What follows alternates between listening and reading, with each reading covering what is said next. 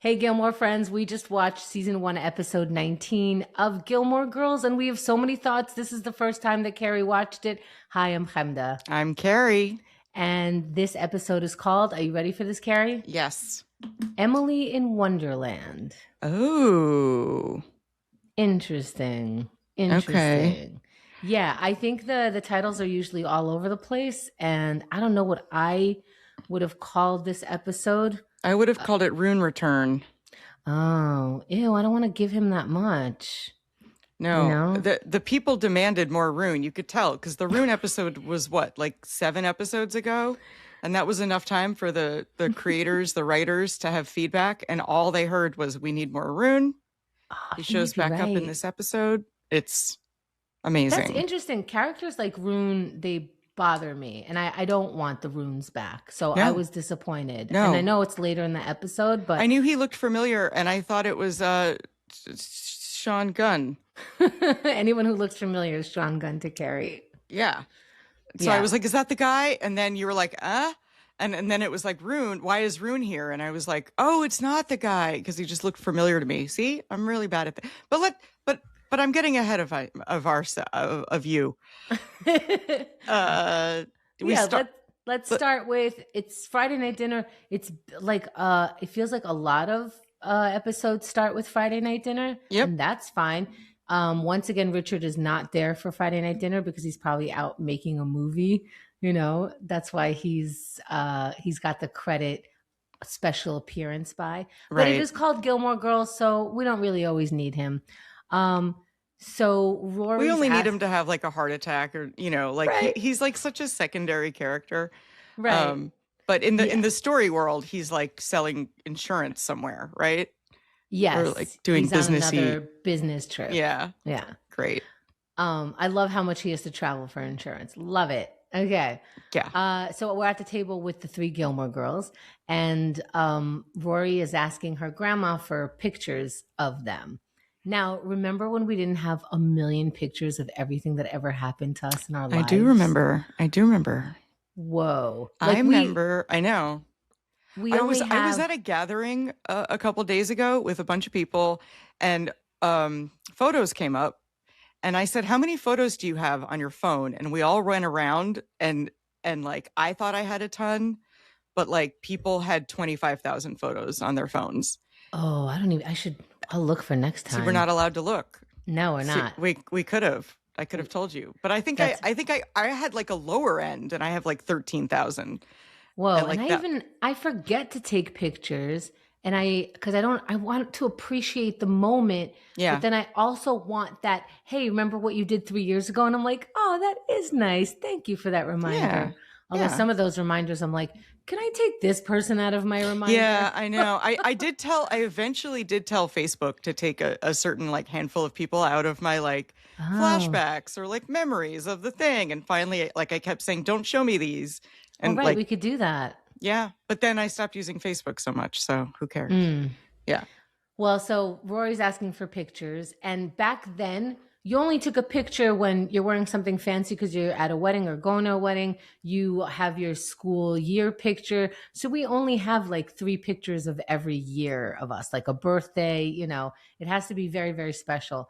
But it sounds like there's no pictures of Lorelai as a kid. Why? Because she burned them. And why did she burn them? Because her mother told her she had a giant head. God. And so Lorelai burned all her photos as a 7-year-old. Yeah, she even said her first full sentence was big head want Dolly. But Lorelai has a complex by the time she's 7, so much that she's burning pictures.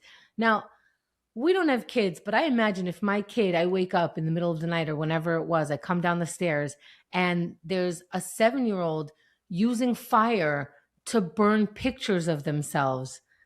I think it's time to go to a doctor. Yeah. Like, I mean, something bad's happening. I think that all children have giant heads.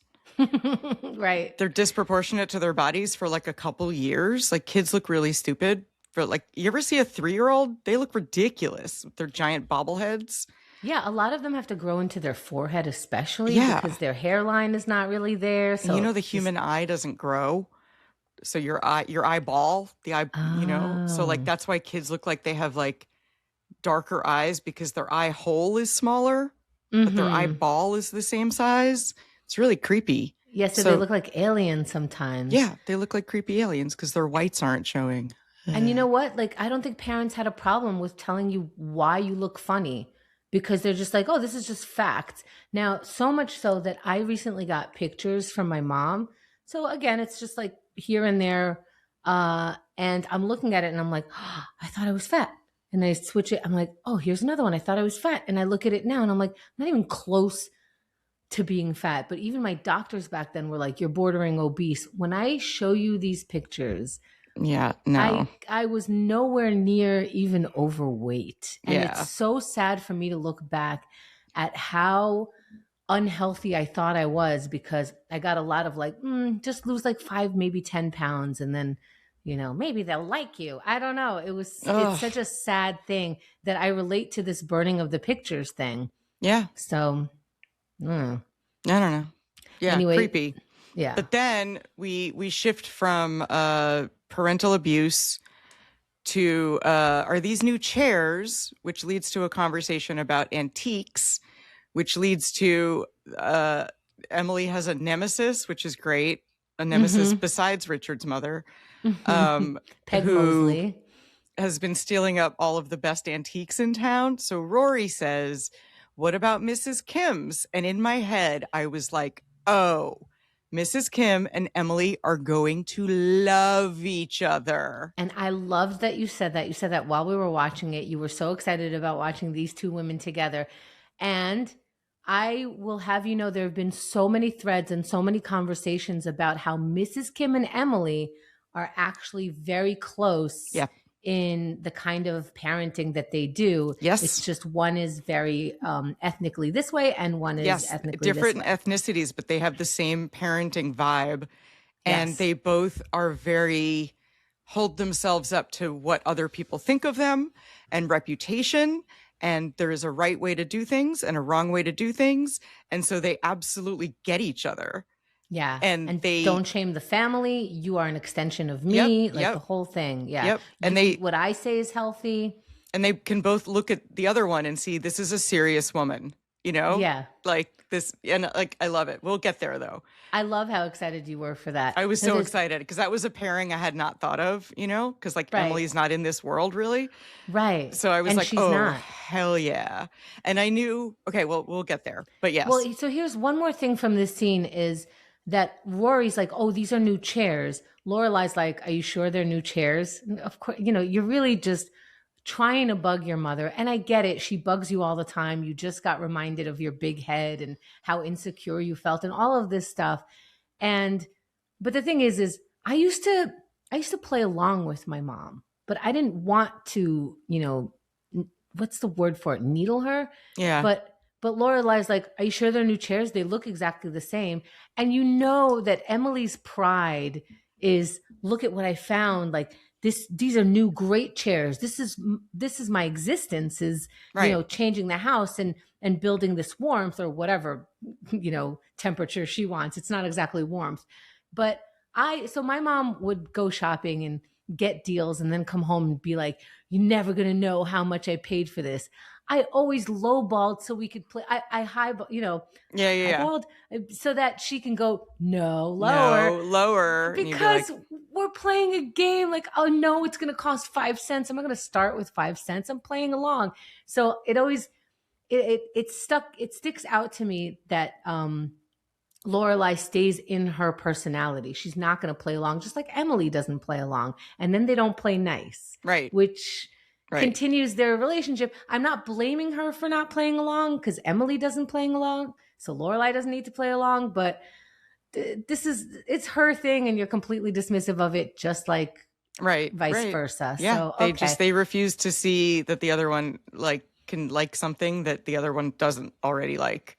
Right. Your thing is absurd. Well, your thing is absurd too. Right. By the way, both your things are absurd. Just, I don't know. Well, people have different interests. People don't like the same things all the time. Yeah. Yeah, so that's just the open. Yeah. And then we go to Luke's diner, Then we're in Luke's diner and where guess who's still there? Rachel is still there with her unbelievably perfect hair, which is like an insane amount of like curly volume. You have great curly volume hair, Thank but you. Rachel is been done.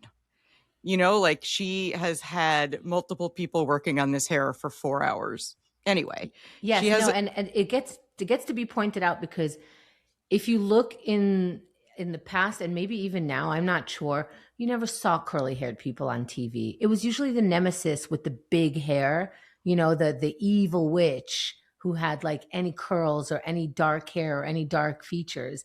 So it's odd to see, although she has lighter features, she has the curly hair. yeah. But Well, the if you curly think haired about people were it, the crazy ones. The crazy yes, people always had the curly hair on TV. that's right. Yeah. Yeah.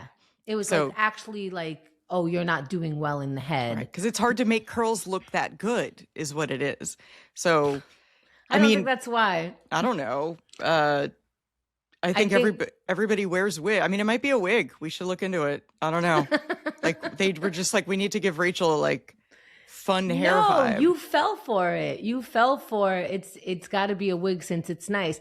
No, curly haired people have really nice curly hair, and different textures do exist very, very nicely, but we didn't see that on TV, so we're associated with out of control or messy. Right. So we have to like pull out that association. It's and true. Rachel's like the only person that is like neutral on TV at the time that is allowed to have curly hair, although I think we're supposed to dislike her a little bit. Right, because we want Luke and Lorelai to figure their Right. shit out, and like she's just stepping in the way. She shows Lorelai a photo of Lorelai and Luke on the bench from the Twinkle night that was not Christmas. Fire. Fire. The Firelight Festival. The Fire yeah, Festival. Firelight. Firelight. And she's like, "When did you take this? Blah blah blah." And like, she gets asked out on a date by Rachel. Well, here's the thing: when Rachel gave Lorelai the picture of Lorelai and Luke together, both Luke and Lorelai responded in a way that if I was the girlfriend, if I was Rachel, I'd be like, "Are you guys sleeping with each other? Like, what is the problem?" I know. And didn't she already ask Luke what the deal was? And Luke was like, Luke didn't say, "Oh, nothing. Don't be crazy." Luke was like, "I don't know." Right. And like, so like, if I were the girl, I'd be like, "Oh, well, that's the answer." I mean, it's right here. It's right here. He's flustered. Rachel says, "Oh, doesn't she have amazing eyes?" And Luke goes, yeah, in that, I don't know eyes. I guess they're symmetric. Yeah, I'd be stupid. Like, read between the lines, Rachel. Is she choosing not to see it, or like they're just building up a thing because like they made Rachel dumber in this episode and they made Lorelai smoother in this episode? Like Lorelai is very like rational. She like took a dose of something and is not being she's not being crazy. She's a little bit awkward, but yes, I think she has a grip because I think they're telling us Rachel has been around for like a minute, enough for her to not fall all over herself every time they see, but there's still something there. All you saw is a picture of you two together. If you guys were buddies, be like, "Oh, that's a really good picture," and then focus on what a photographer she is, not that's us. Yeah. Together. Where were you when you took that? I don't remember you taking that. Why did you see us together on a bench? Yeah. Yeah. It's and like Rachel just either doesn't see it or doesn't want to see it because that was insane. Or maybe she has to act like a normal, like I need to know that I am in the space that I'm being told I'm in. So I'm not gonna go in with this lunacy where you're acting weird. I don't want to join in. I want to stay where you guys said we were. But then she's playing 4D chess because she's like, I'm going to take the object of my man's affection and ask her to make friends with me. But that makes sense, doesn't it? Oh, that's what I would do. Oh, hell yeah. Yeah. I even had a bit about this in my act. Ooh. That like you make the new girlfriend your best friend. Yeah. Yeah, that's the thing. It's like, am I going to be obvious if I'm doing that? What I'm trying to do is fit into, hey, We all said this was regular, so let's be regular. I Yeah. would That's not going to make blow friends up in with that's you. not going to blow up in anyone's face. Like, I don't know. I feel that Rachel is not long for the show at all because she has one foot out the door at the beginning of the episode and then she's all in at the end of the episode, and like Rachel has a history of leaving when everything's get serious, blah blah blah. They're setting it Right. up that Rachel's on her way out. Plus, we need a will they won't they. The season is almost over. I looked it up. There's 21 episodes. We're at episode 19. Yeah. I have a feeling the season ends with a Luke Lorelai cliffhanger because now they know they're being renewed for a second season by now. So now they can leave us with a cliffhanger. And I think that's going to be the cliffhanger. We have 3 more episodes, 2 more episodes. 2 more after this. And by the way, thank you for subscribing to our podcast where we get to talk about this. We're going to go straight into season 2. No breaks for us. It's just going to go the next week. So you'll get the next episode right away. And thank you for bringing us all the way to, we're getting to the end of season 1. I can't believe we're almost at the end of season 1. Not many people get to I'm do just that. like, I write the numbers down, you know, like I keep track, I write the numbers down. And like, suddenly I was like, wait a minute, 19's a really high number. I had to look it up. And I looked it up and I was like, oh, there's only 21 episodes. So anyway, I think we're leading up to a cliffhanger. And I think the end of the season cliffhanger is going to be the Luke and Lorelai cliffhanger. Because I think by now the writers know they're being renewed for season 2. And I think it's going to be Rachel leaves and Luke is going to have to say something like, she left because she can tell that I am in love with you, or something like that. Okay. I should As per usual, I am not changing my face. Don't change your face. No, and I'm not looking at your face as per usual. I'm just yapping away. I just, you know, all of my old school Gilmore friends, T and he, and we move on. That's all. Okay, good. Okay. So then and of course Luke falls all over himself going, I didn't know you guys were friends. That's weird. Is that weird? And it's like, no, it's not weird. He goes from it's weird till it's not weird. Yeah, I don't like, I mean, again, compare this Luke to the Luke we met at the beginning of the season. And like, he's just like a dopey weirdo now. He used to be so like. Well, he's in a vulnerable place where if you were a highly masculine figure in life and in shows back then, you were flustered when you were feeling more than one feeling. Yeah, exactly. You can't have 2 feelings. So it's like, it's confusing. Like, oh no, it's either anger or rage. But that's it. Yeah. It's rage or anger are the 2 feelings you can feel as a man that other men understand. Yeah. So we get that. And then we move to the Independence Inn where I don't know why this scene was in there. It starts off with we see Lorelai talking to some Asian businessmen and this super white, the whitest woman that we ever found in TV is translating. Yep. So you know what I noticed about the Independence Inn? We haven't seen the cellist in a really long time. True. Remember the sassy cellist? Mm-hmm. She's not there no more. She finally said the wrong thing to the wrong person. Or she used her cello as an instrument and as a weapon. She used the cello as a weapon and broke it, and now she is homeless. These are my theories. Don't use your cello as a weapon. They are expensive. Yeah. Okay. So instead of giving her the shed, they gave Rune the shed. So yeah, here's Rune. Rune's in the lobby. And is this the first that we, the audience, because this is the first that I remember hearing that Lorelai lived in a shed? I think so, because I do not remember that detail. Maybe they dropped it at some point, but this is the first I'm hearing of it.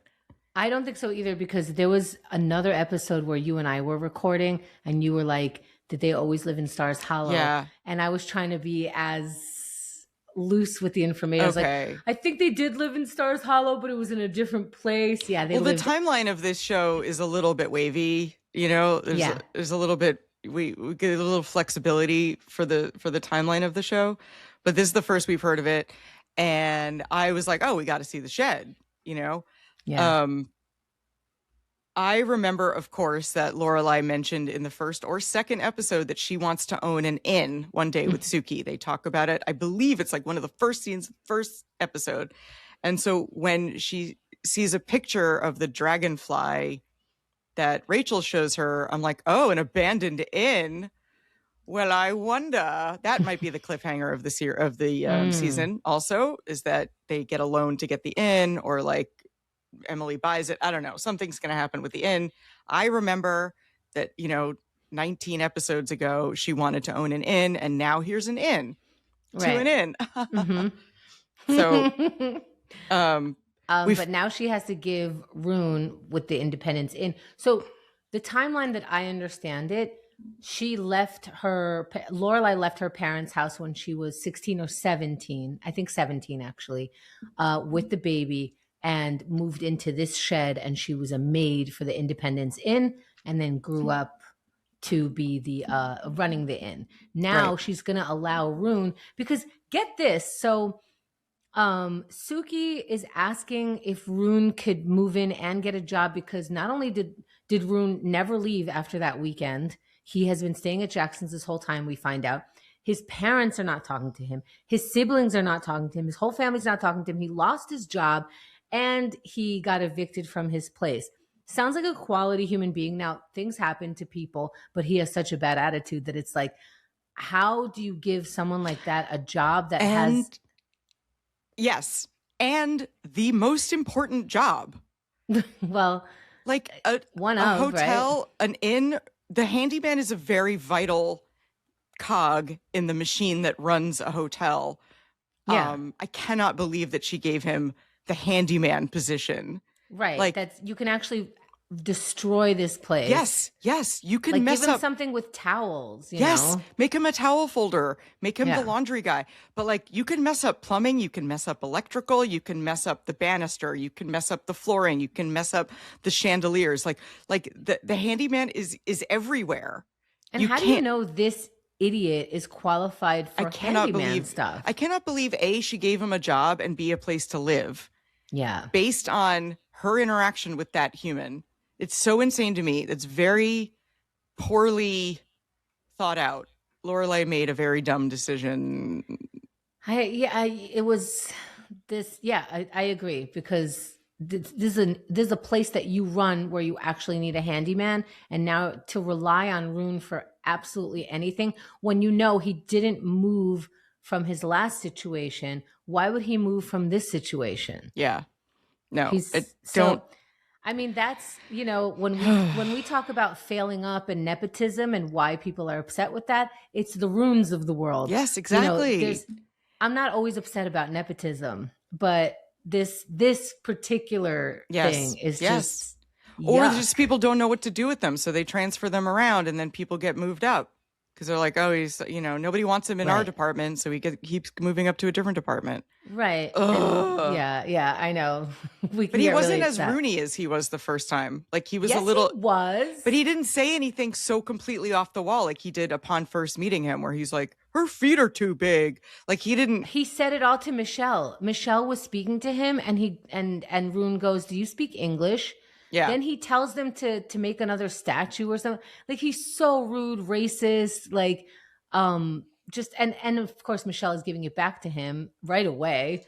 No, he's a jerk. Nothing nice came out of him. Nothing appropriate came out of his face. No, he's talking about how Lorelai and him. He's dated. Insane. He's not grateful. He doesn't. No one has seen him do any kind of handyman work. And then Lorelai has to carry his bag. So what are you qualified for? What is Suki thinking? Suki is trying to destroy this business.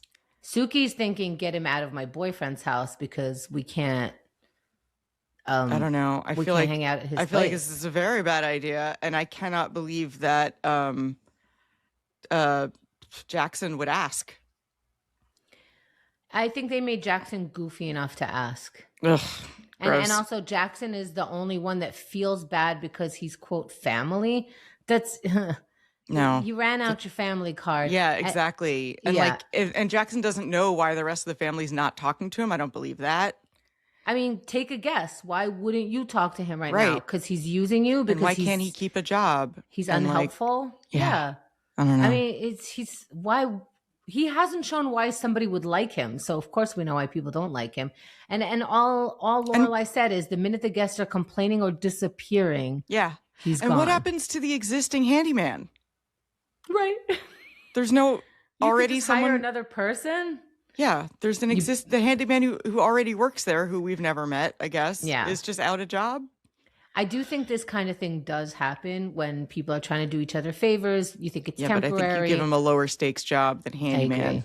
I agree. I mean, I hope they're putting him on dumb handyman stuff, like, well, I don't know, water the plants, you know, like stuff with not high stakes, like fix the roof is like, you know, go pick this up, handyman. Like, yeah, just like pick up the dry cleaning. Like, yeah. I hope they're giving him, but also then he's getting paid for that. That's not fair. Of course it's not. Room and board. It's bullshit. Just, ugh. All room right. and board. No, so that's back at the house. Okay. Yes, back at the house. Emily is coming to meet Rory at the house because Rory's going to take Emily through Stars Hollow, show her Kim's Antique. Here's what I don't like. Emily pulls up and honks. Yes, but she wasn't honking to make Rory come out and get in the car. She was honking to say, I am here. Rory runs out to the car to greet her, and then Emily walks to the house. The honk was not a, hey, get in my car. The honk was, hey, I've arrived. That's true, because Rory was already outside, so I guess. Yes. So it was a greeting I still honk. Don't like it. It was a greeting honk. It was not a call to action honk. You're right. I'm also somehow defensive of Emily for some reason. You really are, but I kind of like it. She reminds me of people I know. It's weird. Okay. Oh, that's interesting. So then, of course, as soon as she literally steps onto the property outside of her, judgy McFudgy about the house, about the plates, about. I guess putting in a walkway never occurred to your mother. Hey, that's her mom. She likes her mom. Right. You're being a jerk. And then the fridge is empty, which I could see why that's unnerving. Yes. For a grandma. Whatever. Yeah. My dad would do that to my mom. When he dropped us off on the weekends, he would open the fridge and then have some kind of comment. Either it was not enough food, too much food, not the right kind of food. I'm surprised she kept letting him in because you could pick him up outside. I mean, it was like she would just like brace for it and just be like, "Oh, what now?" You know? That's rude. Yeah, it's so rude. So That's rude no matter who you are, because if my fridge is empty. She couldn't win. If it had too much food, something was spoiling. You know, if something was, come on. You know, like there was no way the fridge was ever going to be good enough. You know, like whatever was in there, it was, and like I started seeing it. You know, I'm like, you always got to have something to say. Okay, that's good. You know, it's good if people see it, then they can dismiss it for what it is and not take it personally, which is, you know, your own journey. Yeah. But she didn't like the Charlie's Angel plates. She didn't like how blue collar everything was. Right. I mean, it's not a classy joint. Although it's so beautiful and quaint and nice. I like their house. Their house is very quaint. It's very cute. I think they have wood paneling somewhere that I don't like, but other than that, I think it's great. It's a great kitchen. Also, I don't think that Emily liked that Rory knows how to polish shoes and even has the polish and knows where it is. I think that she was grateful that her shoes got polished, but she was a little ick on the why do you know how to do this and why do you have this? Why isn't someone doing this for you? Right. Yeah. In her world, she doesn't polish shoes. It's true. But she also likes that Rory is self-sufficient and can like solve little problems. I don't know that she likes that. I think she likes that. That like Rory Why do you think she likes it? Because Rory's taking care of her. Rory noticed that this might be a thing, and Rory is going to notice a problem and then is going to solve it.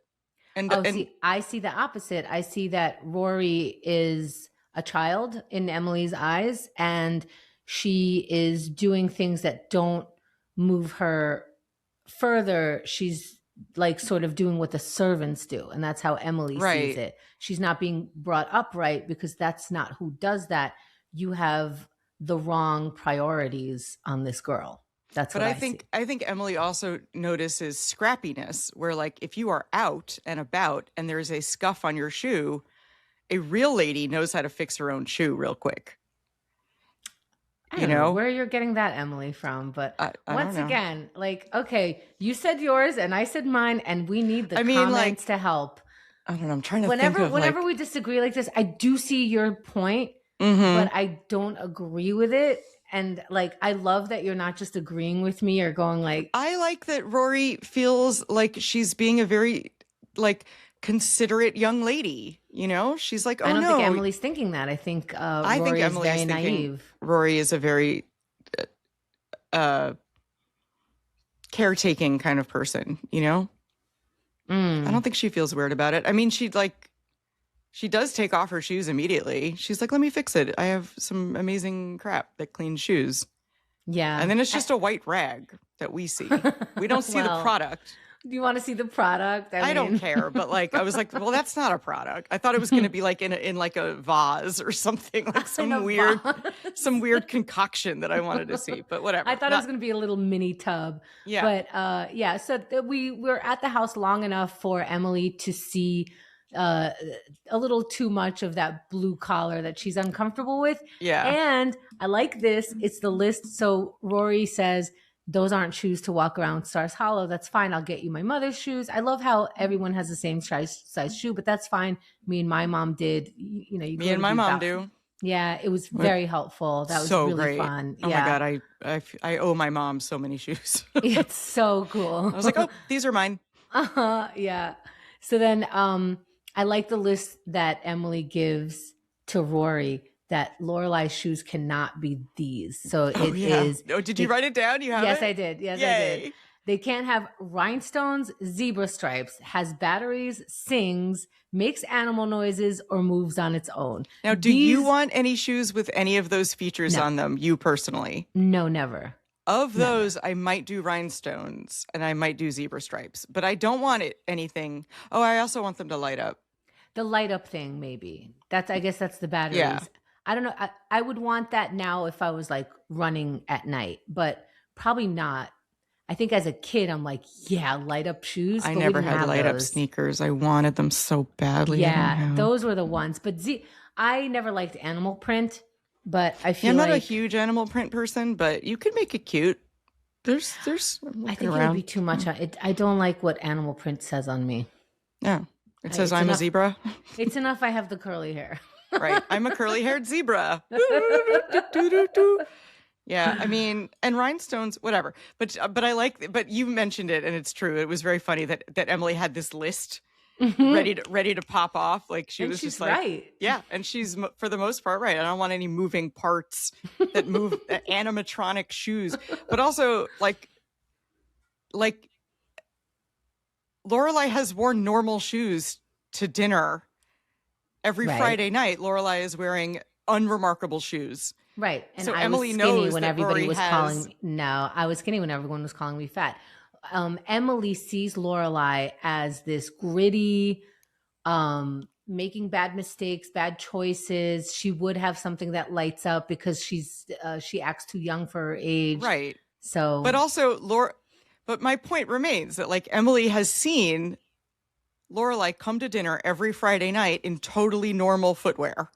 That's true. So she knows that her closet at least has one pair of like respectable woman shoes. Yes. And I think she's telling Rory, pick those, not not heels. Like this in all screen, women wear heels way more often than they do in the real world. Like if you see a waitress with heels in a TV show, I'm like, that's a TV. What I started noticing a while ago, and I'm not sure if they keep doing that here, but action movies, the detective, if she was female, she was in super high heels and like always running all the time. They had to run in these heels. Mm-hmm. And it's impressive. I did a student film where the male writer and director wanted me this actually someone has footage of this out there. Wanted me to not only wear heels and run and jump into a moving van. Whoa. So the van door slides open, Whoa. It starts rolling, and I run up next to it and jump inside of it. And I did Lovely. Wow. I don't know where that movie is, but there's footage of it. And it was in Midtown Manhattan. Of their own. Yeah. And that director, Quentin Tarantino. So that's the house. I think we're just showing, the blue collarness of things. Yeah. Then we go to the broken down inn, the Dragonfly Inn that Rachel found that is really, really looking broken down. And they're bonding. And I believe in the bond. I believe in their dialogue. I think it's regular. Oh, you don't like it. It felt so forced to me. Really? I don't know why they're trying to bond. I don't know. Tell me why it felt regular to you.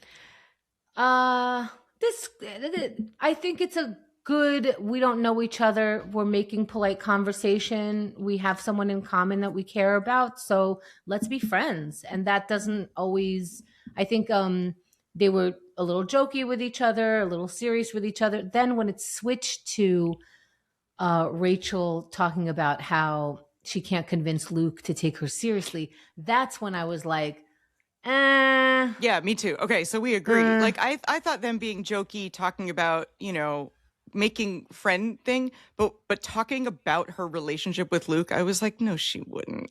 that's out of line. Like it's just too much. It's like Yeah. you don't know who Lorelai is. And why are you asking someone outside of your relationship to put in a good word? I think that's very manipulative. I don't like that as a I don't. as That a seems very thing. grade school to me. That seems like ask him if he likes me vibe. It seems very adolescent and like unnecessary and like a huge gamble on Rachel's part. And I also What is she I thinking? don't know you. I don't want to say this. Yeah. I'm not Don't going to tell me meddle. what to say. Why would I don't meddle know. in your relationship? What's I don't more think I should. infuriating is that later Lorelai does, Yeah. which I don't get at all. I don't like it. So I don't like it. It's not that I don't think they might become friends or at least friendly.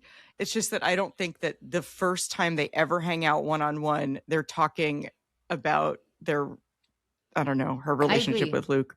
No, I Boo. said we're in agreement. It was very inappropriate. And yeah, and it gets, we'll further talk about it because then when Lorelai talks to Luke about it, that's when I'm like, I wrote down, well, yeah, I guess we'll get there soon. Yeah. But like, this is so weird. Yeah. The whole thing is so weird.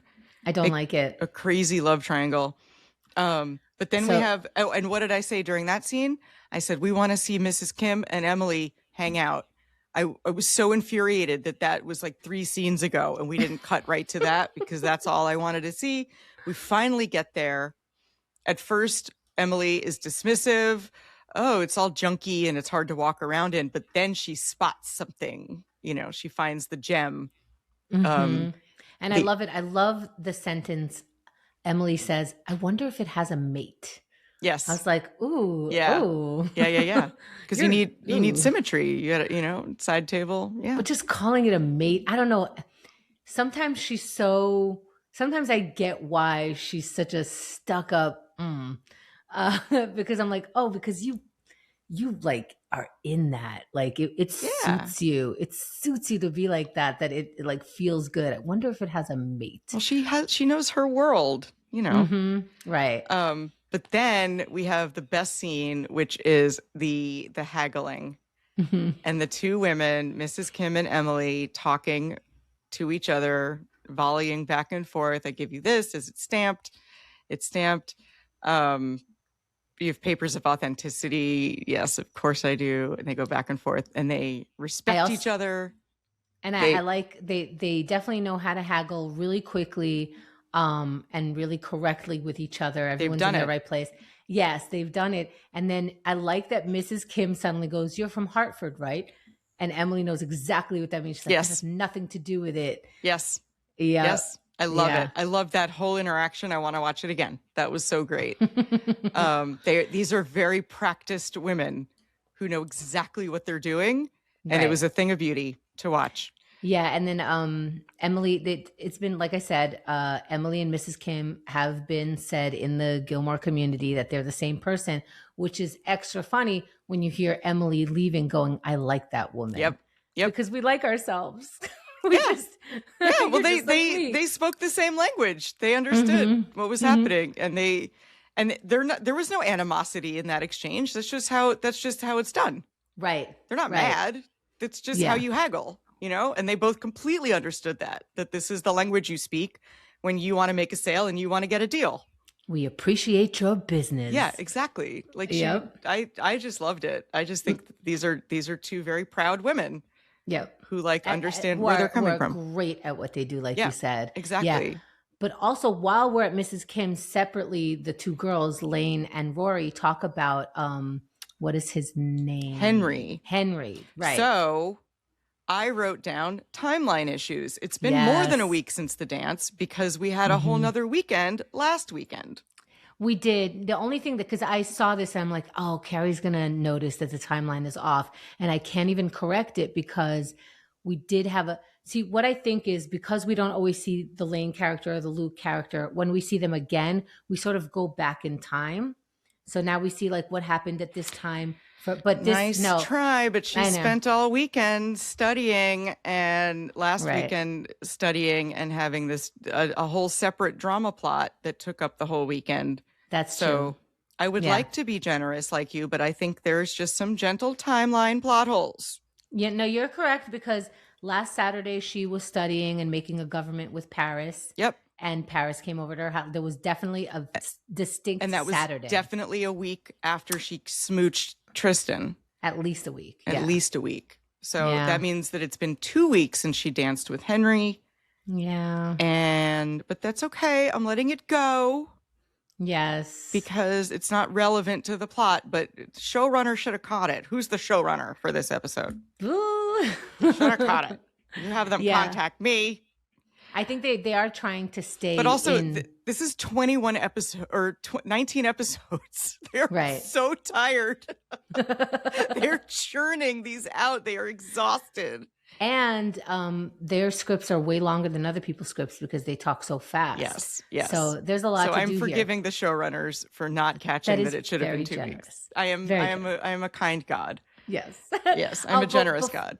Before we move on from this, there's just something about, so Lane met her male counterpart, the other perfect Korean, who's also second generation, so is a little more loosey-goosey and is understanding of the Lane character. They come from sort of a similar situation like that, where their parents expect things and, you know, all that kind of stuff. But or at least actually that's just what Lane thinks, and that's what we know of like first generation, right? There's certain expectations, not necessarily from this guy. My point is, she is nervous because this is a perfect Korean for her parents. And I thought about this. To be anti-dating someone that your parents would like is so sad. It's because you're ruining your own likes. You know, you're letting it taint your choices too Yes. much. You're going But the I other also direction. thought about the pressure that, because I was expected to marry the Jewish counterpart who, you know, was expected of this, that, and the next, and everything fits right. And we're going to like his parents and they're going to like my parents and all of this stuff. For if dating that first person, see, because when you date someone that your parents like so early, you can't date them as casually. You can't see, you know, American parents are like, yeah, date, try them on, see what you like. Right. There's no right. such thing when you're outside of the US and you're first generation. Your parents do not believe in date for fun. So it puts like a lot of pressure in as soon as we date. It's like kind of like dating a friend. It's going to be a little bit more serious because you already have this backlog of, I know you, I know your expectations, and we're not starting from zero. So this feels like we're not starting from zero, and that's a lot of pressure. I wanted to say that because I always understand the Lane character so much because I feel like this first generation thing is on me as well. So I think they did such a good job with that first generation situation. Yeah. Okay. Yeah. But it's going to bite her in the butt. I could see what she's saying too, is like, my parents are going to like him. And then that's it for dating for me forever. Sorry, Right. And I that's dropped something on my foot. Oh, are you okay? I'm okay, but it's distracting my foot. All right, I'm back now. Okay, and we are back at the inn. Yep. And we are going to let Emily see the shed. Which we, the viewers, have not seen yet. So we Correct. and Emily are seeing it at the same time. And all we know about the shed is that it's a place that Rune is about to move into. Rune gets a free studio. Right. And we as New Yorkers are like, that's a sweet studio. That is more square footage than I have currently. That is Right. a great studio. Having a bathtub in the kitchen does not faze New York City people. I've had that. That's how you live. Yeah, exactly. That's how you live, especially when you're young. Yep. especially in your 20s. That's the apartment you get. It's not weird. I mean, it's But my weird, but it's not weird, you know? Yes, but my mom would have been equally horrified. Yep. And I think I, no, I always want to say Rory was a little too naive, but I fully understand it because Rory gets the more warmer side of Emily. So she thinks that she can piggyback on the warmth that they're having of the day. And it's like, look at this fantastic place my mother figured out and made this so cozy. And I liked my childhood so much. And Emily almost fainted. Yeah. She's like, you were homeless, you know? Right. And I've told you about this in the past. My mom walked into one of my apartments, the one where the shower was right next to the kitchen sink, and she cried. Yeah. And so I know for a fact my mother would be like, oh my God, this is where you brought a child. Yeah. But I get that Rory didn't see it like that at all. Rory didn't, because you don't know you're broke as a kid, you know? And like, your mom made it so nice. and your mom made it fun. And like, if your mom is fun and loving and you know, and you have lots of trees and I don't know, she thought it was great. Yeah, which is so nice, which you would hope is what people focus on, but Emily can't see that. It's too far for her to see. Well, she's taking it personally. She made it about her, which is you wanted to get, she says it later, you wanted to get out so badly that you would live like a hobo. But that's true. Yeah. It was about her. That is exactly what happened. She wanted to get out so badly that it almost didn't matter where. Yeah. Just that she could be there. And she's right. That is sad. That is so sad. As a mom, I would be devastated. Yeah. That you wanted so far away from me that even before you were an actual adult, you ran away with a child. Instead of like being in this comfort, raising a child for the first time while still in high school. I mean, yeah, you could take that personally. You're allowed. Yeah. It was personal. That's personal. Yeah, totally. And like, I was trying to be like, but look how far they've come. They have a nice big house. They have, you know, a cute, totally separate living room, you know. And the bathtub. Yes.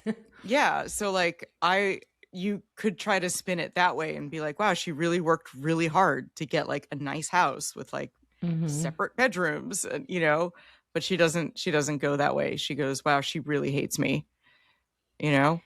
And she's right. Yeah. And she's right. Even though she can see how far they come, I think this is another reason that we all should consider when we go back, quote, home to Christmas, to holidays, to New Year's, to birthdays, to whatever. Don't talk about the past anymore. You're not going to like it. You didn't like it the first time. It didn't work out the way you wanted it to.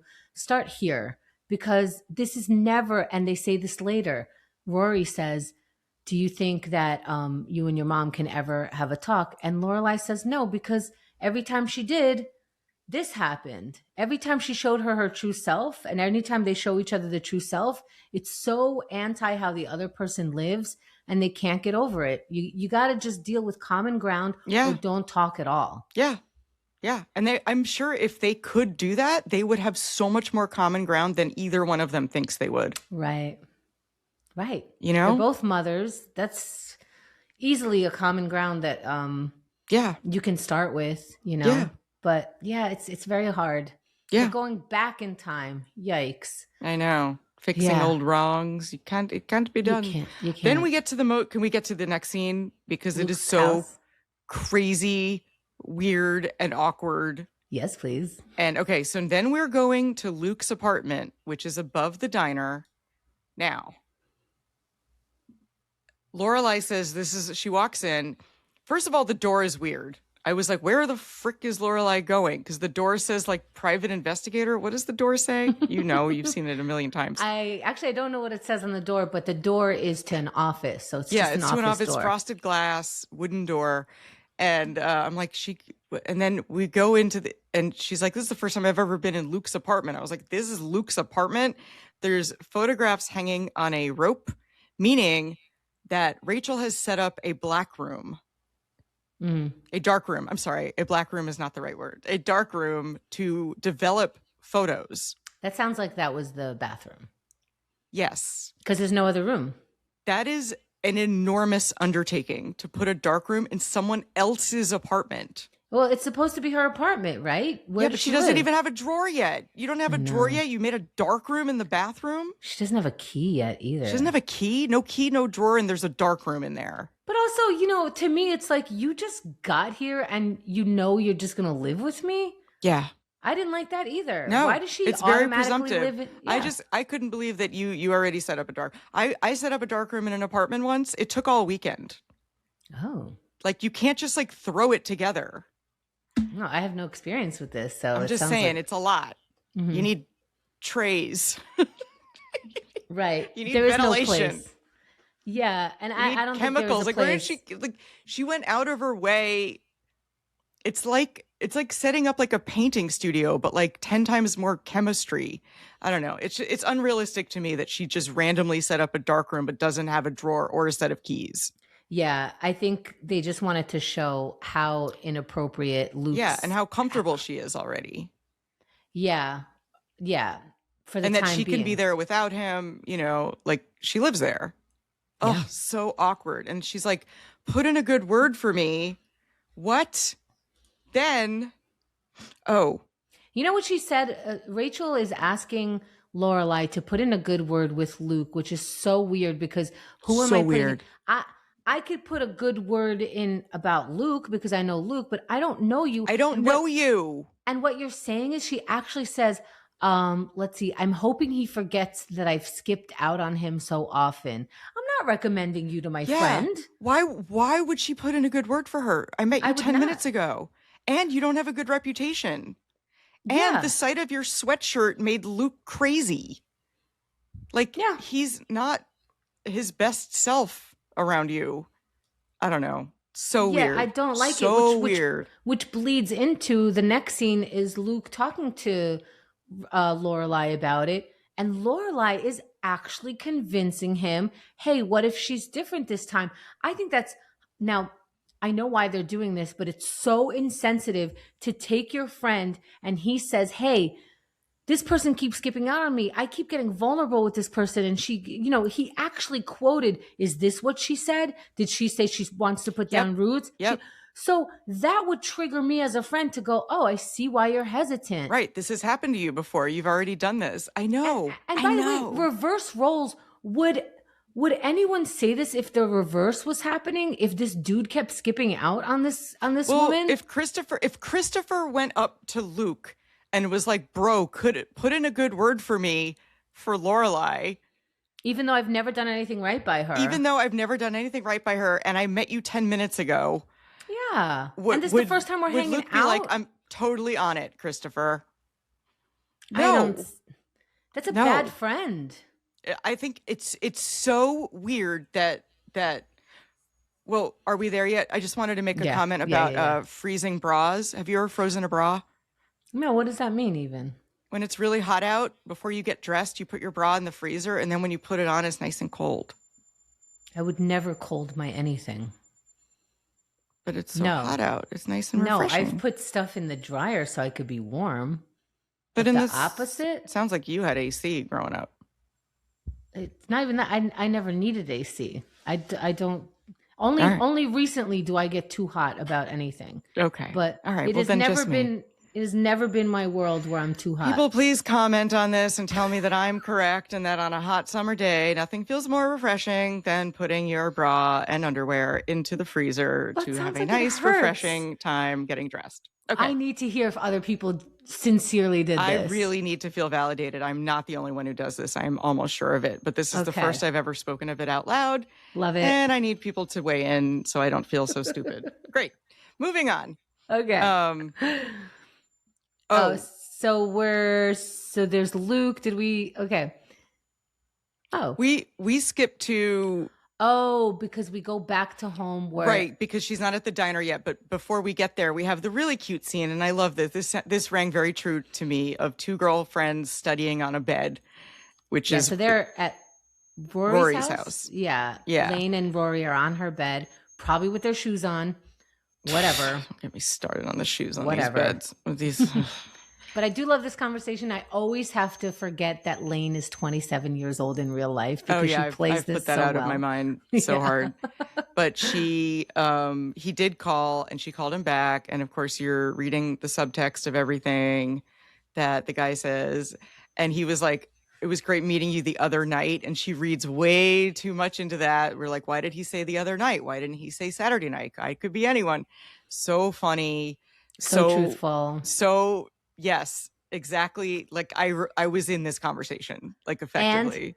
And I'm also so happy for Lane that she gets to like tee-hee-hee about a boy because she's always locked up in her room and never gets to do anything. Yeah, and but now Lane has had bad instincts on boys previously when she liked Dean's friend, the mechanic. Time. I know, but it was so bizarre. It wasn't bizarre. It was a little just bizarre. This chill guy that, you know, sometimes you just want to have a crush, especially at that age. Yes, like, so just then have give a me crush. something. Talk to him first before you go out on a date with him and see that he's just a freak. All right, but anyway, it doesn't matter. But because we like Henry. So far we like Henry, right? And like we don't hold it against him that like the Kims would also like him. That's not because we see that Lane likes him and they had great chemistry. That's a plus. Yeah, I think that she won't have issues. She will finally get to like hang out and she doesn't have to lie. She doesn't have to make things up. This is like such good news for me for Lane. I'm very happy for her. And then Grandma calls while they're hanging out. And Grandma's asking weird questions. Grandma has the devious smile on, right? Where it's like, I'll tell you later. Oh, you'll never find out until I tell you. It's a Can't surprise. wait till Friday. But she thinks she's being sweet. I mean, and she is. But she's asking stupid questions. Mm-hmm. And but let me ask you: do you like NSYNC, the Backside Boys, or what was the third one? 98 Degrees. 98 Cents. Which is your favorite? 98 Cents. Oh goodness. Oh grandma. And NSYNC, of course. Come on. Bye, bye, bye, bye, bye. Dirty pop on you people. What's the deal with this pop life and when's it gonna fit? Are you kidding me? Love it. No, keep going. Love it. Justin, what's his face? Getting funky. Super great. Oh, in sync. 100%. Who's gonna not say? Who's gonna pick 98 Degrees? Oh, please. What was their hit? I don't even remember at this point. It was Nick Lachey, 98 Degrees. So his hit was Newlywed Show. But what was their song? I don't know. All right. I don't know. They were the leftovers. Emily Googled something and is asking these random questions. And she's basically asking she's planning Rory's wedding and she needs to know which band to get. And she's going to get 98 Degrees to play at Rory's wedding. I thought she was just going to call up the Backstreet Boys and have them there on Friday night. I was sure of it. I was like, oh, this is where the Backstreet Boys make an appearance. But they weren't in the opening credits, so I didn't think that was going to happen. And also she picked NSYNC like a good music person. Good. Okay. That's right. But come on. Now I need to hear from people about this. NSYNC, right? All right, we can move on now. I don't know. But it's funny because right before Grandma calls, they're making musical references that are like way deeper than NSYNC. And I did not follow all of the musical references. Yeah, I know. But they were like, I'm feeling dark. And then they name like 9 different dark musicians. And she's like, Charlie Parker, gloomy. Yeah, Johnny Cash, gloomy. Yeah. You know, and I'm Johnny like, all right. Cash, okay, but these 16-year-old girls know, good music. But Lane is it called an audiophile? Like Lane, yes, Lane knows her music, as we know. Does. She has a floorboard. She has a floor full of CDs. Yeah. Yeah. So I thought that I liked their studying scene and talking about Henry's scene. That was really sweet to me, and that rang true about how I talk to my friends at that age. Yeah, we talk like if something in our life happened for 5 minutes, we talked about it for an hour. Yeah, but we would also play the message back and absolutely agonize over every single choice of every single word. Right. Did he say that like this, or did he said say talk like to you later? Did he say talk to ya later or talk to you later? Like it was very Seinfeld. Be like, which word did he emphasize in the sentence? Right. And that was how we did it. We'd be like, he was like, all right, give me a call. Give me a call. But did he say it like casually, or was he like, please give me a call? Or was it like, oh, I don't care. Give me a call. And we had to go over the tone of everything. So I like that. That's what was called fun. But we didn't have, all Well, the that's why internet in our women hand. are still able to talk to people and no one else can. That's why teenagers can't talk to each other. Because they didn't obsessively talk. Mm-hmm. We passed the Bechdel test now. Everything was texting, so they didn't have to learn to emphasize. I guess they just overread the text messages. I don't know. Oh, Teenagers, yeah. write in, whatever. Right. Or they like look at people's timelines on TikTok or whatever. Yeah. I almost said Instagram and then caught my old ass. Yeah. Okay. On MySpace. I loved my Teenagers, freeze your bras. Feels good. All right, then we have the Luke and Lorelai. Were you annoyed at how Lorelai was unboxing bottles of Grey Poupon? I was annoyed that he even asked her to help. Well, she needed something to do with her hands because I think that was just for the scene. Because that was for the scene. He needed something to do with his hands. You can't just have two people sitting there. Right. But I was annoyed that she didn't front face the bottles of Grey Poupon. See, that's something you would definitely notice. Yeah.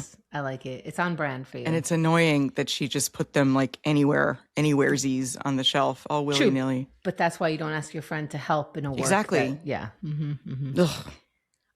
So she first goes back behind the counter and she goes, "Ooh, it's different back here." Then she follows him into the storage room. She's feeling a little bit more comfortable. She was in his house. Yeah. She's taken a few liberties with like how comfortable she is.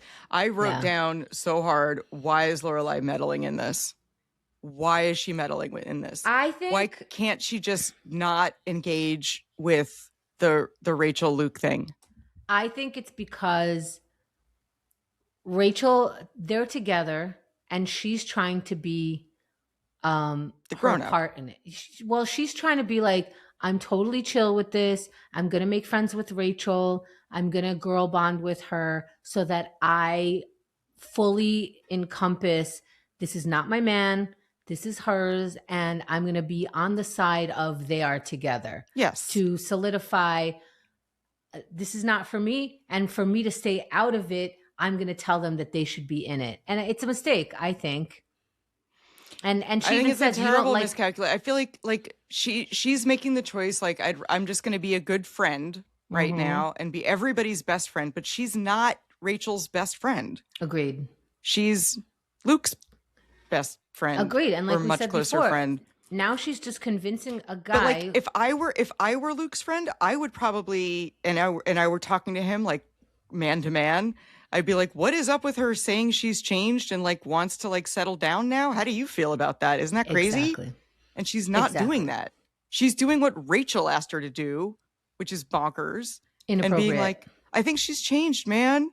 Like, what? What makes you think that? Especially after he said verbatim what she must have said to you, which means he's heard it before.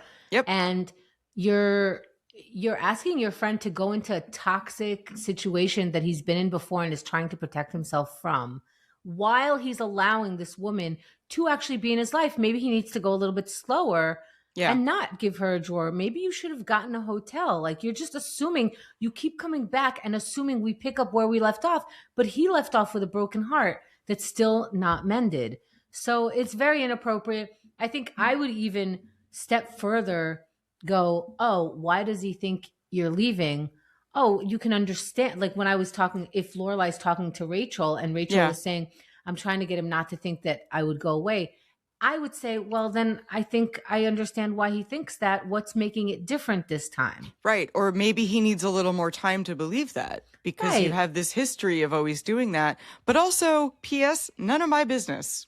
None of my business, but if you're going to try to make friends with me and if you're bringing up the inappropriate topic, you're allowing me to be in that space.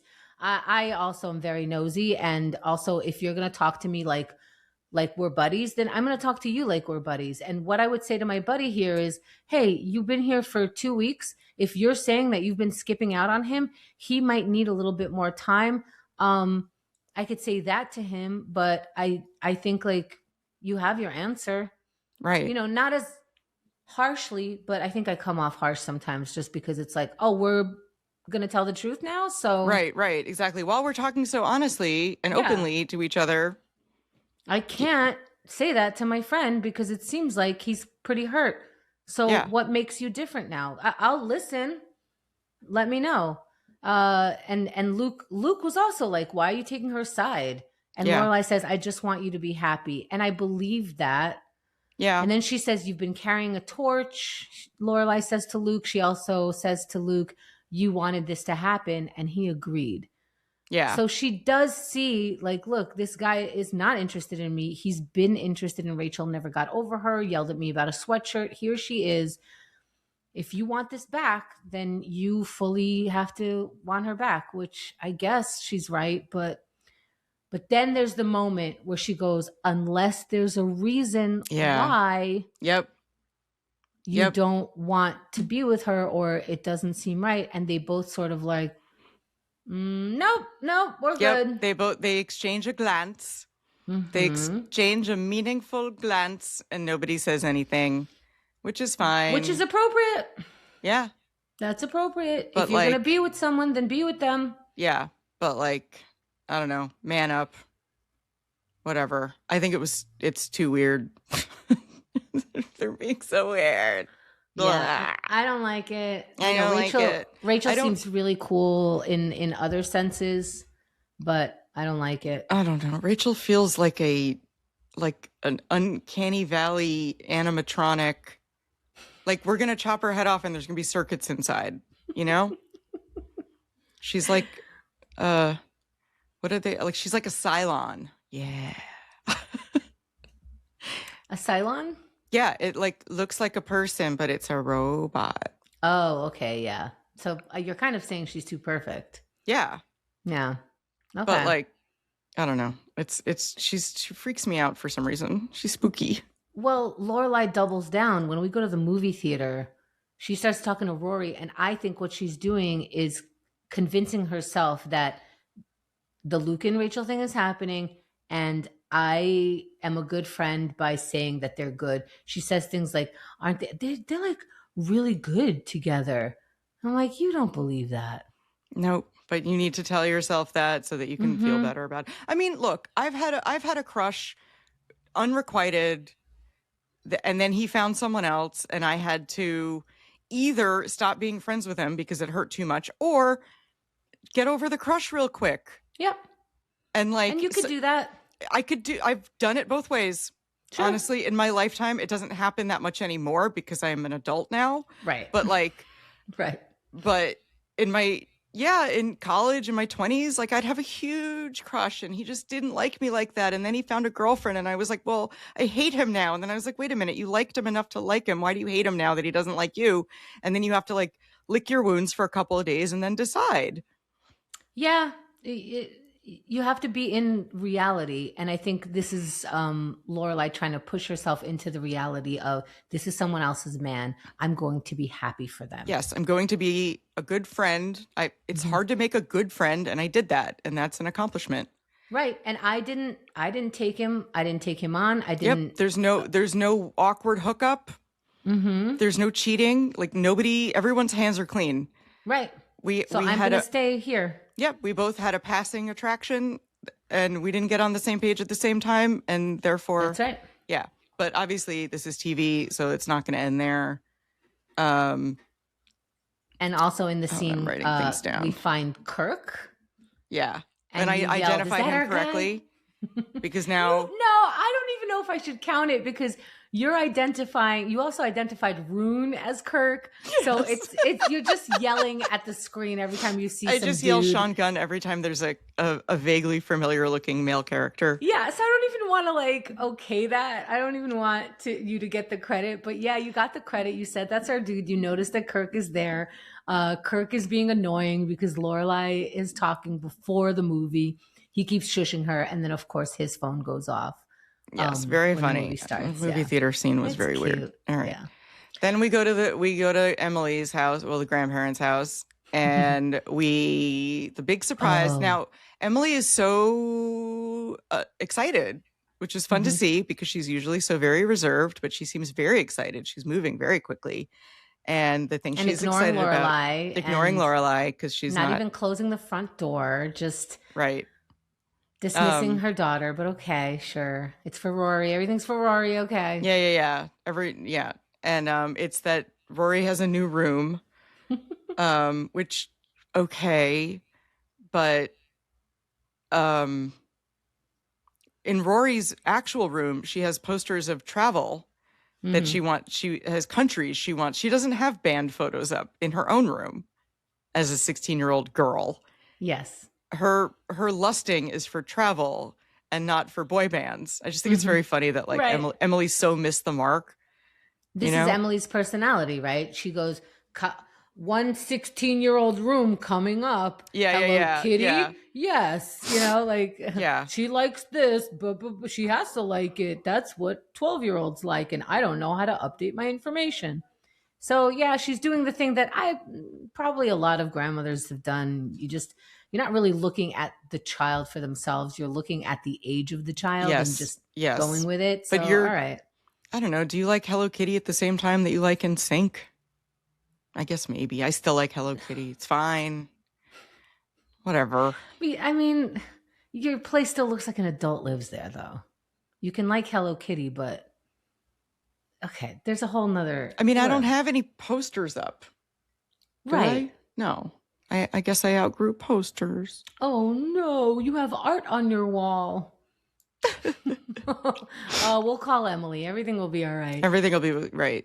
But yeah, Emily's so happy, and Rory goes, oh my God, when she saw the room. But she still thanks her properly because they don't get into the kind of argument that Lorelai gets into. Right. And the intentions are good, and there's nothing to be angry about from Rory's perspective. She's like, okay, cool. Well, I think that Lorelai would find like, hey, look how you don't know me. You know, they get into those kinds of fights where Rory goes, thanks, another room. I don't care. You know, I don't have this history of anger with you, so I'm not going to find this dismissive of, hey, I have travel on my wall. I'm not lusting. I don't even know hardly who NSYNC is. Yeah, and like I had my grandparents miss the mark on gifts for me a million times. They would, get me like ridiculous sweater when I was way too old for it. I'm like, this is like, I don't know, a kitten sweater that, when I was like 15. And you just say thank you, but Lorelai you just say thank you. Lorelai would be like, this is another example of how you don't know me. You're not looking at me, like, because they have that history. But Lorelai feels something weird. And so she says it. It's just a little weird. That's all. But then she goes, you know what? I'm sorry. I'm reading too much into this. Thank you. This is nice. And I'm sure Rory will love it. And then Emily goes, basically what Emily says to Lorelai is, no, you were right. I am this jerk. She says, maybe you don't like the fact that now she has a place away from you. Yeah. Who says that? Who says that to their child about that person's child? Yeah. Or maybe it's because it's so large and spacious and has 4 solid walls around the bathtub. That's mean. Maybe it's not exciting or bohemian. At least it doesn't have shovels propped against the bed. Yeah, against the sofa. At least it's not shack in the woods. You hated us that much. You had to take that little girl away and put her in a shed like a hobo. Now, that's not exactly, but all those words were used. And then someone says nobody says the word hobo. Yeah. And I thought I use the word hobo all the time. And I started using hobo again because I did enough crossword puzzles that had hobo as the answer. Really? And I was like, it's such a fun word to say. No, you now say unhoused. I say you live like a hobo as a joke for like something that's not perfect. Yeah, give it some time. Like, you won't say it anymore because everyone will say, oh, Carrie said hobo. I'm not allowed to say hobo? I don't think so. Really? Is it derogatory? Well, what does it mean? And where does it come from? And why do unclassy, classless. Yeah. We're getting a person who travels town to town and doesn't work and picks up work. Yeah. So now we call hobo a bohemian. I don't think it's derogatory, but if something doesn't happen exactly right, my joke insult is like a hobo. Right. So if you're like, oh my God, I wanted, I don't even know. Like I wanted a cappuccino, but I settled for a coffee like a hobo. Yes. Like that's my insult. That's my fake insult. I probably called you a hobo. And I'm good with it. I know who I am. Don't call me that. So when you're like, your frother broke. And I'm like, so you're having like coffee without froth like a hobo? And you're like, yes, but actually you burst into tears and left the room for 10 minutes. I was so upset at my stupid. Right. I So have like 3 physical things that I really like that I wouldn't want to go away. And one is my frother that I've had for like a decade. right. It's worth it. When you were a hobo, did you have that frother? No. No. No, but if you ever see me bringing it camping, I don't think you'd be surprised. No. I mean, I brought my French press, or not my French press, my AeroPress. I brought the AeroPress camping. Yeah. I mean, but remember when we figured out that we could go into town and get like the jug of coffee from like Dunkin' Donuts or Starbucks and bring the whole thing back? Yeah, when 7-Eleven was $1 a coffee at any price. So we'd like sneak out of the campground and buy everyone a cup of coffee because it was only $1. Oh, like how Rory did in the last episode. Yeah. Yes, that's right. Way to bring it back. Okay. Back Okay. around. So yeah, that fight was really brutal because I think it was Emily realizing that, and Lorelai stays the rational one in this fight. Lorelai does not fly off the handle. Emily's asking for it. And Lorelai says something to the effect of, I was 16 and very, very unhappy. And I had to get out of here. But she's basically saying, you're right. Yeah. I didn't want to be next to you. I couldn't do it. Yeah. We were not good next to each other. I don't think Emily can handle that. That's really tough for... Yeah, because Emily thinks that she gave Lorelai every possible advantage. Right. And to have that thrown in her face that like all of that wasn't enough. And I'd rather live like a hobo. Mm-hmm. And like, that's gotta sting. I think that's a lot of...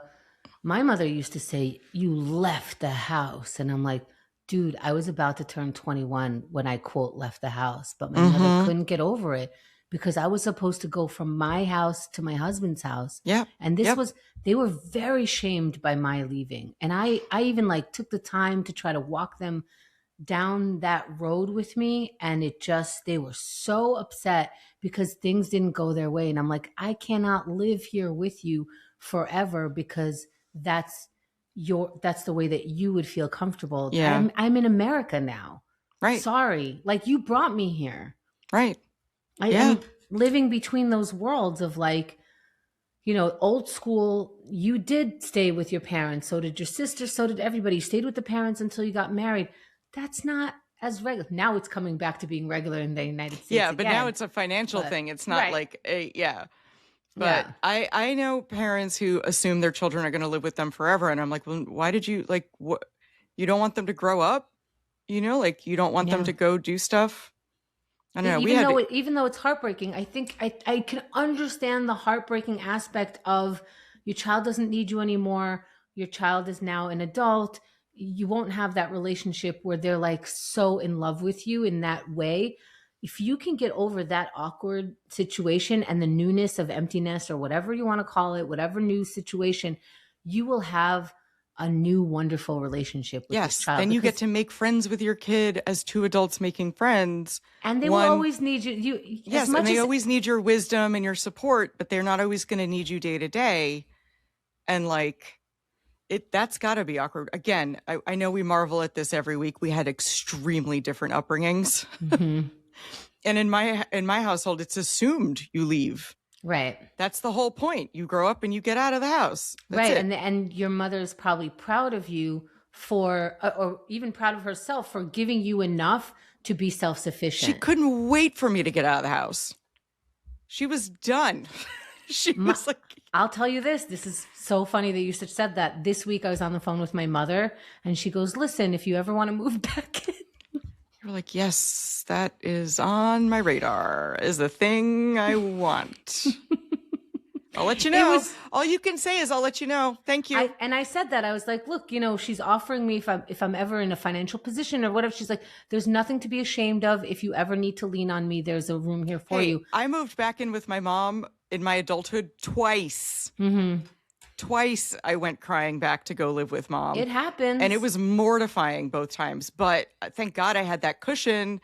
And, she was there. She didn't make it weird. She was like, yeah, we had the space, separate bathroom. Like it wasn't, That's nice. It wasn't like I was like in the living room, I mean, when I got divorced, I've said this before, I wished I had somewhere to go to like not have to be an adult every single day for just a little while. Yeah. Yeah. However, me going through that, it was very, very painful, but I found that I could do it. And I was very proud of myself for not losing my mind, for actually gaining control of my mind. I looked up how to be happy. I looked up how I can be okay while going through a very emotional period in my life. And I picked up good habits, and I picked up a different way of thinking and a different way of doing. And I was like, wow, I probably could have done that from my parents' house with some cushion and someone making me food, and Yeah. the whole, like, it would have been nice, but I did it too,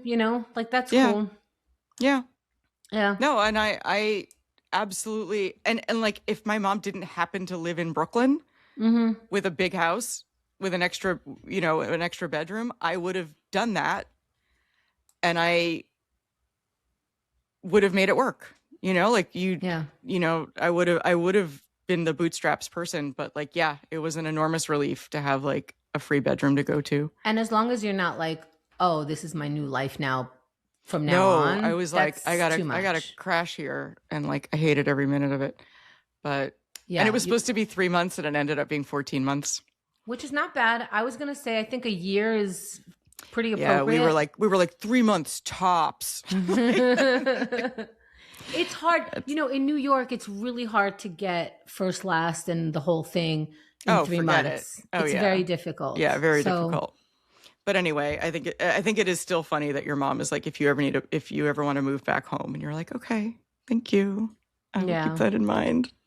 Yeah. Oh, being a mom's got to be hard. So hard. It's one of the reasons I didn't want to be. I'm like, I can't do this. No, I would mess my kid up so hard. I'd be so difficult. I'd be like, you're an adult now, leave. And they'd be like, Mama, I'm 5. And I'd be like, no, I did it. You're 5. You can talk. You know how to tie your shoe, tie it. Yeah, get out of here. Yeah. Well, shout outs to moms, because shout outs to moms, fathers and parents in general, grandparents, just moms. Yeah, but like, really also hard. Weigh in, like, if you expect your children to stick around you forever, like, examine that. Is that what you want for them, or do you want independence but also keep in touch and like have a shifting relationship to like adult relationship with your kids? That's a good question. It's a tough question, and yeah, I would like to hear. Would you want your child at, let's call it somewhere between 18 and 24? Because there's college, there's going back and forth. There's, you don't just leave at 18 most of the time. So let's say give you until 25. Do you want your kid to leave, or are you secretly hoping they stay? Yeah. And why? Yep. And why? Right. Yeah. Yep. So, let's see. So then we're in town, and we already went through, like, Lorelai saying, hey, I don't think me and my mother can ever have a good conversation. I think we covered like why they butt heads, because they don't want to come halfway to the other person. There's too much history that they can't get over. Yep. And Rory says it's her fault for showing her the shack. And I was like, well, it kind of is. Nah. It's kind of her fault. I mean, it's not. No, Emily should take it how it is, and Rory gets to live her life. That's what Lorelai gave her, is this view of, this is my life and I'm proud of it. And if Emily can't take that and accept it from her grandkid, that's Emily's problem. And we hope that Rory stays in that head of, I had a good childhood, and you don't make up trauma because someone else is dissatisfied with your upbringing. Exactly. And wealth does not equal no trauma. Everyone knows that. So so you can be poor and have no trauma, and you can be rich and have lots of trauma. I don't know who has no trauma, but okay. What's that? I don't know who has no trauma. Yeah, exactly. The middle class. Straight middle class. Is there a middle class? There is none. That's what I mean. We lost the no trauma generation in the middle class. I mean, Rory has the least amount of trauma. That's why we're saying, like, don't allow Emily to call your childhood trauma when you don't Rory feel is that. Alarmingly well adjused. So, like, let's not rock the boat here and like point out that she had a miserable childhood when she didn't. Right. Yeah. Yeah. I agree. And then that's it. We end when they're at the broken down inn and Suki is complaining about everything, but then she like talks herself into liking it. And what's going to happen? We're 2 episodes away from the end of the season. Now there's a new plot thing. Yep. Yeah. What an episode. What did you think of this episode? I didn't think it was not a very plot heavy episode. Mm-hmm. This one was more of a like think piece episode. Like a feelings. I called it Rune's Return. I think the feelings are complicated and like, I am baffled as to Lorelai's meddling because I think it would only hurt you to help your crush move on from you. You know, but I get why. I get why too, but I also think that she could have just not done anything. She didn't have to say or do anything. Yeah. She could have been like, that's nice. It's really hard to not be able to communicate with your boyfriend. And so then I guess I would call the episode something like "Don't bring the trauma" or "Don't create trauma" or something like that, because Lorelai's creating something and Emily's creating something. It's like, hey, maybe all your lives are fine. Also, Lorelai has the perfect man right under her nose. I don't know in Rune. Oh. Rune is right there. Stop it. And he's living. He owes her. He would marry her. And then she wouldn't have to be unmarried. Stop it. All right. Oh, I want the Rune porn. No. Please. Bring God. It. Oh, okay. Let's go into some trivia. This is season 1, episode 19. It's called Emily in Wonderland, and it aired April 26th. 2001. Wow. Yes. And because we started in October 5th. That was the same week that Gilmore Girls started. But we're just at the end of January, early February here because we're not taking breaks. We're just putting out the next episode. So here we go. This is my question to you about this episode.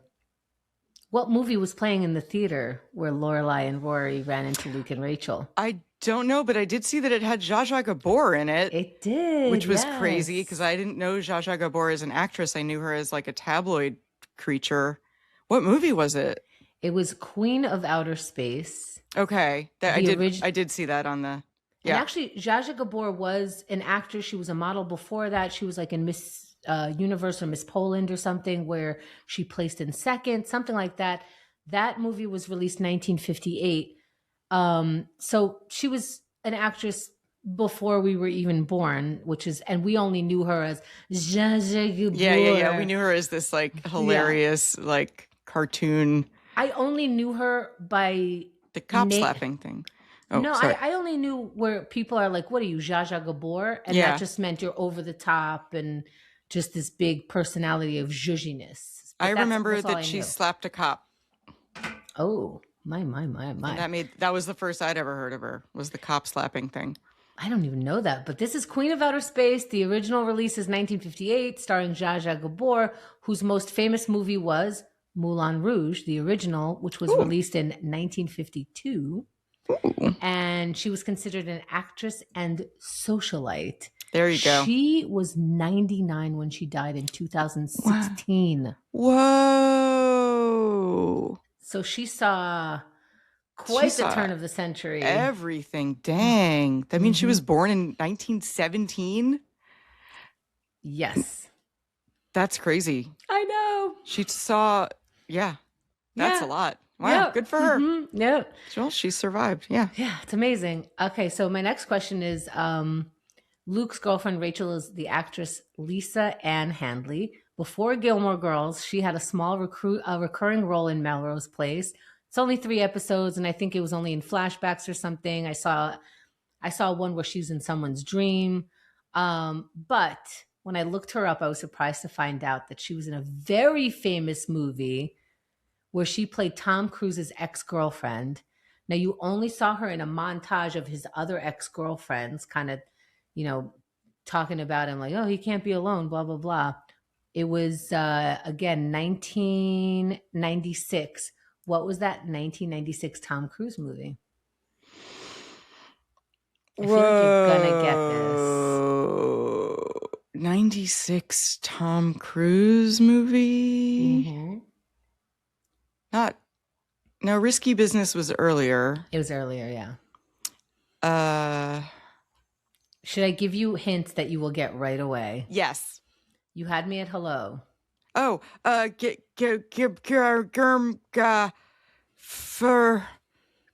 slap, Show me the money. Show me the money. You wrote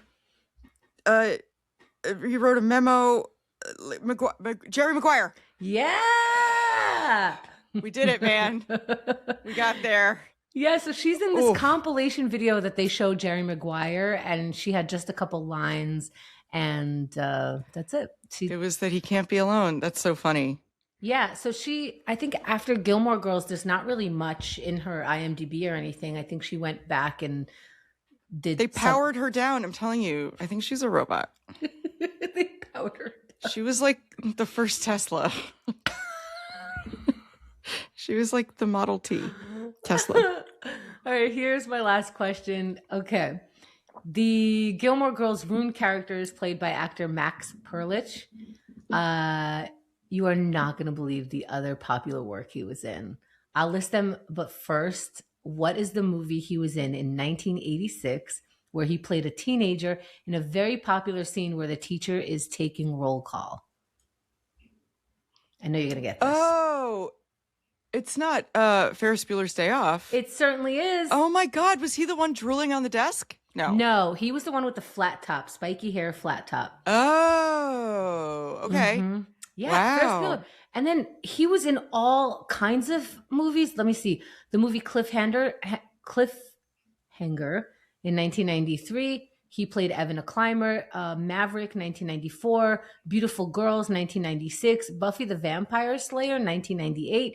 Terminator, in 2008. The series Justified. The movie Blow. And most recently in the movie Amsterdam. And I didn't even list all of them. I just kind of listed the stuff that I knew was... So he's been like making a good living this whole time, but he's not a super common... Not a super common name. No, and I always think like it's just because I don't know actors, so maybe he's like the most famous person. And yeah, I'm like, I know. Who's this Gilmore Girl? That's why I'm like insulting him by saying... But I think if you were making a living being an actor, that is freaking amazing, and you have beat the odds. Oh, yeah. And whether or not you're a household name is not relevant. If you can put food on the table doing acting, holy crap. You're in the 1%. I mean, yeah, you've won. Sick. You've won. Yeah. And you don't need to be a household name to make a living. Yeah, and of course I had a fourth one, but you already know. I just wanted to make sure that we all saw Sean Gunn in this, and he's the annoying man in the theater. Because I scream Sean Gunn every time we see a male figure. There was a minute where I didn't think he got a line this time because he just coughed annoyingly. And I was like, oh, does he get a line? And you were like, oh, shut up. One thing I wrote down, but we didn't get to, is that Michelle and Emily speak French to each other. And I loved it. And I love that they get along because they're both snooty. And so they could snoot at each other. They talk about spring in Paris. I think if my French is good, because I heard printemps and Paris.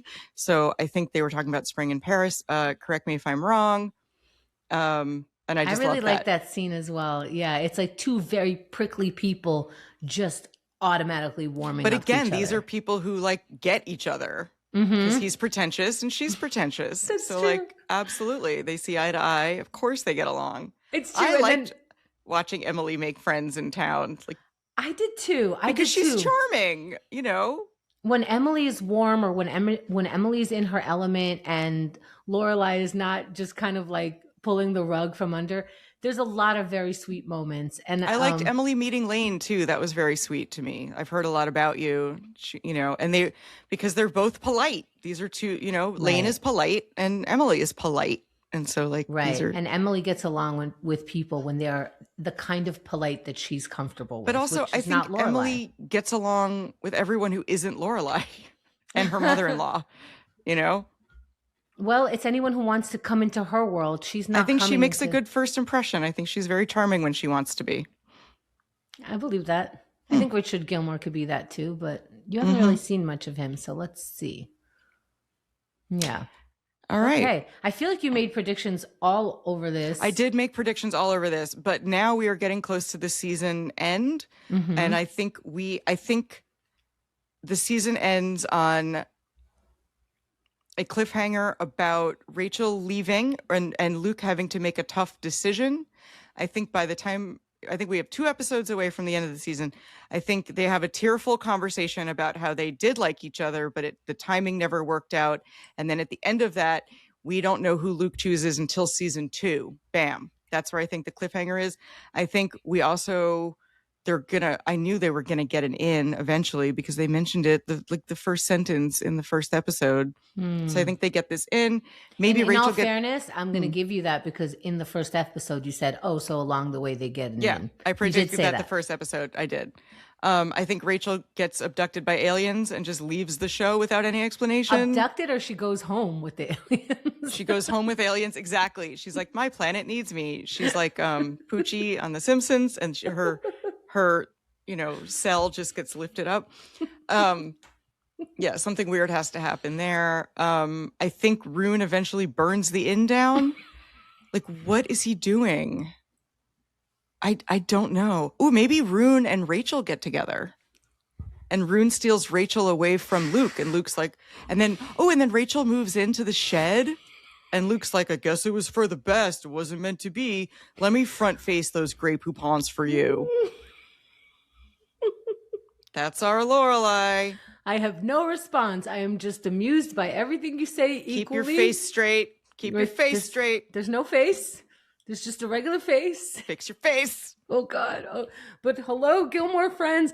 Oh, thank you for being our Gilmore friends. It's episode 19. We still have 2 more until we reach the 2nd season. And that means it's because of you. It's because you liked. It's because you commented. It's because you followed. It's because you subscribed. It's because you shared. How can we thank you enough? We thank you so much. Thank you. Keep it going. Keep it working. We'll see you in the next episode. We love the engagement, and we like hearing from you guys. Thank you. Good night. Have a great night. We did it.